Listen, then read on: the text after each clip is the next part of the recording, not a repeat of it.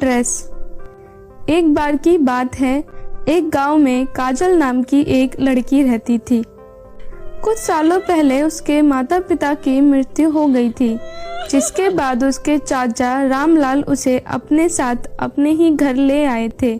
उसके चाचा तो बहुत अच्छे थे, वह काजल से बहुत प्यार करते थे, पर उसकी चाची सुनीता को काजल एक आंख भी नहीं भाती थी।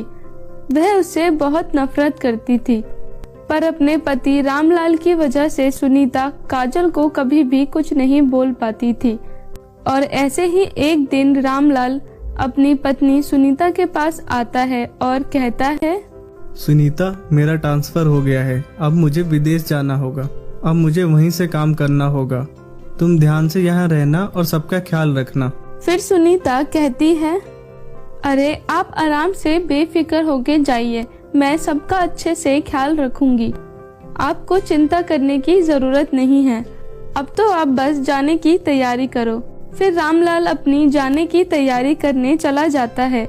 फिर सुनीता अपने मन ही मन बहुत खुश होती है और अपनी बेटी सोनिया के पास जाकर बोलती है, अब मुझे मौका मिला है कि मैं उस काजल की बच्ची का अकल ठिकाने पर लगा सकूं।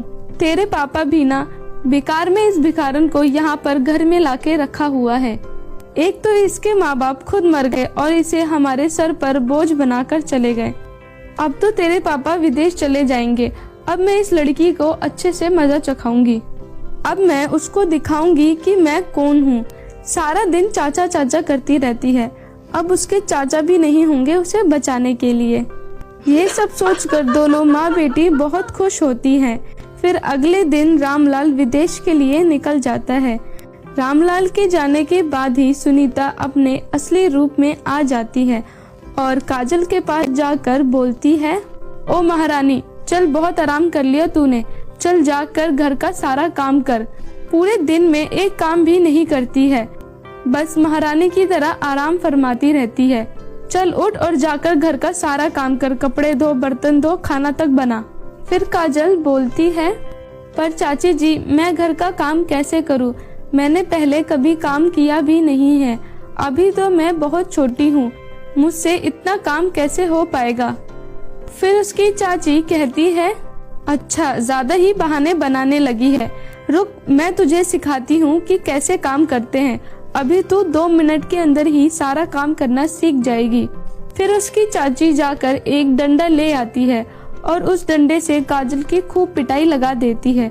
उसके बाद काजल बहुत डर जाती है और कहती है, चाची जी, आप मुझे मत मारो, मैं सब काम कर दूंगी, आप बस मुझे मारो मत, आप जो भी बोलोगी वह सब मैं करूंगी। फिर उसकी चाची कहती है, तो फिर बोल क्या रही है, जाकर घर का काम कर, बहुत काम पड़े हुए हैं घर में। फिर काजल जाकर घर का सारा काम करने लगती है। सुनीता पूरे दिन काजल से नौकरों की तरह काम करवाती रहती और खुद दोनों माँ बेटी आराम फरमाती रहती। काजल का हाल उन दोनों ने मिलकर नौकरों से भी बदतर कर दिया था।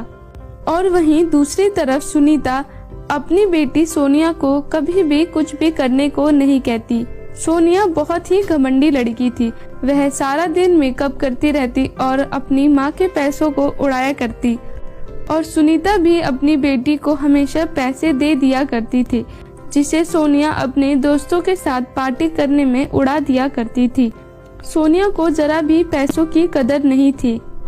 ऐसे ही एक दिन सोनिया अपनी माँ से कहती है, माँ, मुझे आप 10,000 रुपए दे दो, मुझे शॉपिंग करनी है। कल प्रिया के घर पर बहुत ही बड़ी पार्टी है, मैं वहाँ एक बहुत ही सुंदर ड्रेस पहन के जाना चाहती हूँ। फिर उसकी माँ बिना कुछ बोले उसे पैसे लाकर दे देती है। ये ले पैसे, जो तुझे चाहिए होगा वह ड्रेस ले लियो और जितने चाहिए होंगे उतने ले लियो। फिर सोनिया पैसे को ले लेती है और वहाँ से चली जाती है। ये सब काजल भी देख रही होती है। फिर वह अपनी चाची के पास जाकर बोलती है, चाची जी, क्या आप मुझे भी थोड़े पैसे दे दोगे? मुझे भी एक ड्रेस लेनी है, ये वाली ड्रेस बहुत पुरानी हो गई है। आपने सोनिया को इतने सारे पैसे दिए ड्रेस के लिए, आप मुझे भी थोड़े पैसे दे दो जिससे मैं कोई सस्ता सा ही ड्रेस खरीद लूं। फिर उसकी चाची बोलती है, क्या तुझे पैसे चाहिए? एक तो हमने तुझे घर में पाला हुआ है, वो तेरे लिए काफी नहीं है जो अब तुझे पैसे भी चाहिए। एक तो वैसे भी तू हमारे सर पे बोझ बनी हुई है। तेरे खाने पीने के खर्चे क्या कम है जो तुझे कपड़ों के लिए पैसे चाहिए? तू अपना मुंह उठाए पैसे मांगने चली आई, शर्म नहीं आती तुझे? दोबारा पैसे मांगने का सोचियो भी मत। अगर दोबारा पैसे मांगने आई तो मैं तुझे इस घर से निकाल फेंकूंगी, समझी? चल जा यहाँ से। फिर काजल वहाँ से रोते हुए चली जाती है और रोते हुए अपना काम करने में लग जाती है। वहीं दूसरी तरफ सोनिया अपने दोस्तों के साथ घूमने जाती है। उसके एक फ्रेंड के पास एक बहुत ही महंगा फोन था जिसे वह सोनिया को दिखाते हुए कहती है, देख सोनिया, मेरे पापा मेरे लिए कितना महंगा फोन लेकर आए हैं। यह बहुत ही महंगा फोन है। ये फोन मेरे पापा लंदन से लेके आए हैं। इसमें देख सेल्फी कितनी अच्छी आती है। अपनी फ्रेंड के पास इतना महंगा फोन देखकर सोनिया चिढ़ जाती है और फिर उससे कहती है, तुम्हारे पास ये वाला फोन है? मेरे पास तो इससे भी महंगा है। मेरे फोन के आगे तो तुम्हारा फोन टिक भी नहीं सकता। अच्छा, अगर तेरे पास इतना महंगा फोन है तो ला दिखा पहले हमें, जरा हम भी तो देखे तुम्हारा फोन कैसा है। हम जानते हैं तुम झूठ बोल रही हो, तुम्हारे पास कोई फोन वोन नहीं है, हमारे सामने बस बनने का नाटक कर रही हो। फिर सोनिया कहती है, नहीं जी, मेरे पास बहुत ही महंगा फोन है। आज जल्दी जल्दी में मैं अपना फोन लाना भूल गई, नहीं तो मैं तुम सबको दिखा देती अपना महंगा फोन। ठीक है, अगर तुम्हारे पास सच में फोन है तो तुम नेहा की पार्टी में ले आना, हम सब तुम्हारा फोन देख लेंगे। हाँ ठीक है, मैं वहीं अपना फोन ले आऊंगी, फिर तुम सब देखना मेरा कितना महंगा फोन है। फिर सोनिया अपने घर आ जाती है और घर आने के बाद सोचती है, अरे अब मैं फोन कहाँ से लाऊं? मैंने उन सबको बोल तो दिया है कि मैं फोन लेकर आऊंगी, पर मैं फोन कहाँ से लाऊं? मेरे पास तो पैसे भी नहीं हैं और माँ से मांग भी नहीं सकती। पैसे भी मैंने उनसे आज ही इतने सारे पैसे मांगे हैं, अब दोबारा पैसे मांगने जाऊंगी तो वह डांटेंगी। ऐसा करती हूँ, मैं उन्हें बताए बिना ही उनके पर्स से पैसे निकाल लेती हूँ, उन्हें पता भी नहीं चलेगा। फिर सोनिया अपनी माँ के कमरे में जाती है और उनके पर्स में से पैसे निकाल लेती है और वहाँ से चली जाती है। फिर जब सुनीता अपने कमरे में जाती है और अपना पर्स चेक करती है तो वह देखती है कि उसके पर्स से सारे पैसे गायब है।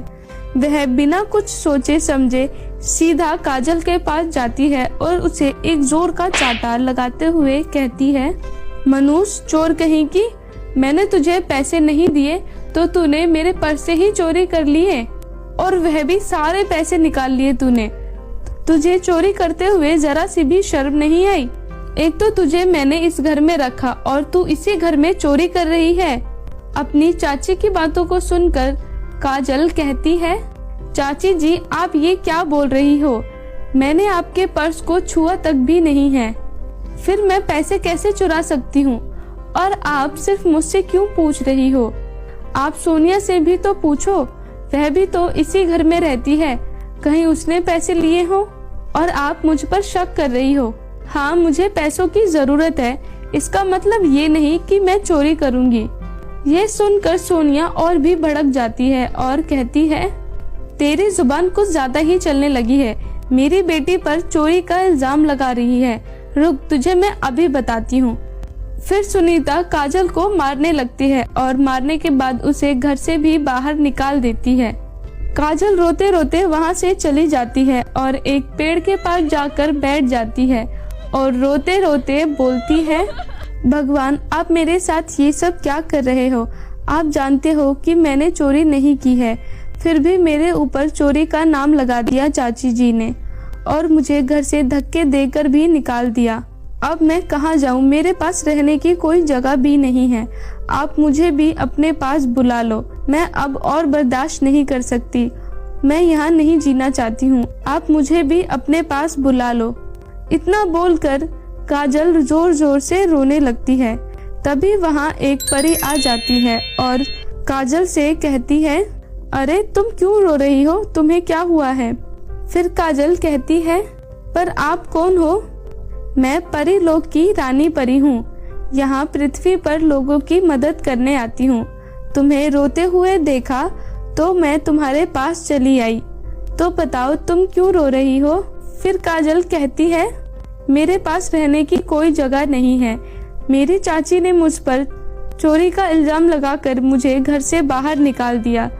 अब मैं यूं दर दर भटक रही हूँ। मेरे पास रहने की कोई जगह नहीं है और ना ही पैसे हैं जिससे मैं घर किराए पे ले सकूं। फिर परी कहती है, मैं तुम्हारी मदद कर सकती हूँ। तुम्हारे पास रहने की जगह नहीं है। इतना बोलते ही वह परी काजल के सामने 2 सोने और चांदी के ड्रेस को प्रकट कर देती है और फिर परी कहती है, काजल अगर तुम ये चांदी वाली ड्रेस को जहाँ भी रखोगी वह एक बहुत ही सुंदर से घर में बदल जाएगी और इस सोने वाले ड्रेस को पहन के तुम जो चाहे वह मांग सकती हो। यह सब सुनकर काजल बहुत खुश हो जाती है और वह परी को धन्यवाद करती है और फिर परी वहाँ से चली जाती है। फिर काजल उस चांदी के ड्रेस को एक जगह पर लाके रखती है।